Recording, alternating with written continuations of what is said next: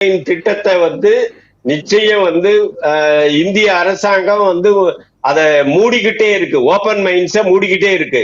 அப்படிப்பட்ட ஒரு சூழல்ல இவங்க மூடுவதற்கு உண்டான முடிவை எடுக்கிறார்கள் என்றால் நிச்சயமாக அது வரவேற்கக்கூடிய ஒரு விஷயம். நான் என்ன சொல்றேன், மேலும் மேலும் 25,000 ஏக்கர் எடுக்கணும்னு சொல்றீங்க இல்லையா? நீங்க எடுத்த நிலத்தையே இன்னொன்னு பயன்படுத்தவில்லை.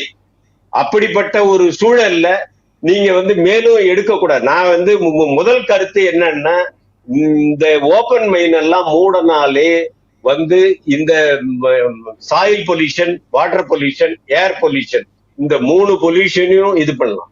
அதே இல்லாம விவசாயிகள் போராடுறாங்க அப்படின்னா அதுக்கு முதல் காரணம் என்ன அப்படின்னா, 56ல நிலம் எடுத்தவங்களுக்கு, நிலம் எடுத்தவங்களுக்கு அந்த நிலம் 2 ஏக்கர் வரைக்கும் நிலம் கொடுத்தாங்க, அது கொடுக்கல.